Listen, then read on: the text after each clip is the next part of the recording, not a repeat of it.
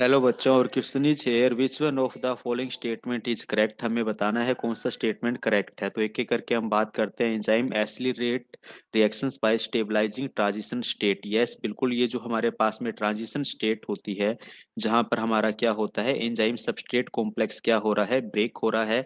और ये कन्वर्ट किसके अंदर होगा, हमारे एंजाइम प्रोडक्ट स्टेट के अंदर होता है। ठीक है। तो ये हमारे पास में यहाँ पर कैसी स्टेज होती है, स्टेबलाइजिंग कंडीशंस होती है। स्टेबलाइजिंग कंडीशंस का मतलब यहाँ पर जो रेट ऑफ रिएक्शन है एंजाइम सबस्ट्रेट के डिसोसिएशन होने का, वो रिएक्शन रेट ऑफ रिएक्शन हमें यहाँ पर क्या होता है, सेम मिलता है एंजाइम प्रोडक्ट के फॉर्मेशन का। यहाँ पर इनका क्या होता है, एंजाइम प्रोडक्ट का फॉर्मेशन होता है, ये रेट ऑफ रिएक्शंस। और एंजाइम सबस्ट्रेट का यहाँ पे क्या हो रहा है, डिसोसिएशन हो रहा है। तो ये रेट ऑफ रिएक्शन सेम है, इसलिए हम इसको स्टेबलाइजिंग ट्रांजिशन स्टेट कहते हैं। बिल्कुल सही स्टेटमेंट है ये। A chemical reaction of substrate to form product goes through a transition stage. बिल्कुल ये ट्रांजिशन स्टेज में जा रहा है। हमारा ये जो एंजाइम सबस्ट्रेट है आपस में रिएक्ट करेगा, एंजाइम सबस्ट्रेट कॉम्प्लेक्स बनाएगा, और फिर ये किसके अंदर बदलेगा, हमारा जो सबस्ट्रेट कॉम्प्लेक्स है एंजाइम प्रोडक्ट के अंदर बदलेगा। और फाइनली हमें क्या मिल जाएगा, हमें एंजाइम्स और प्रोडक्ट हमें यहाँ पर मिलेंगे। तो ये हमारे पास में क्या बनती है, ये हमारे पास में एक ट्रांजिशन स्टेट बनती है जब भी ये इस तरह की रिएक्शंस होती हैं। ठीक है।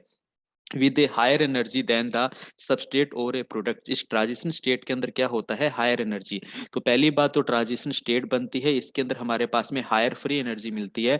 और एक कंसेप्ट और याद रखना, ये जो हायर फ्री एनर्जी होती है हमारे पास ट्रांजिशन स्टेट के अंदर, हमारे पास में जो फ्री एनर्जी है, ये हमेशा इसका अमाउंट ज्यादा होगा। किससे ज्यादा होगा, हमेशा याद रखना, प्रोडक्ट से भी इसका अमाउंट कैसा होगा बेटा, ज्यादा होगा।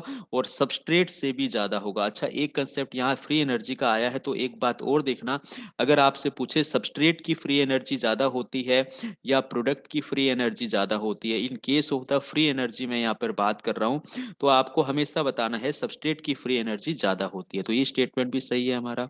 The rate of formation of enzyme substrate complex is the same as the rate of breakdown of the complex either to product और बैक टू द रिएक्टेंट। बिल्कुल बिल्कुल यहाँ पे ये जो हमारा एंजाइम सबस्ट्रेट का फॉर्मेशन है, ये बिल्कुल हमारा कैसा है, सेम है।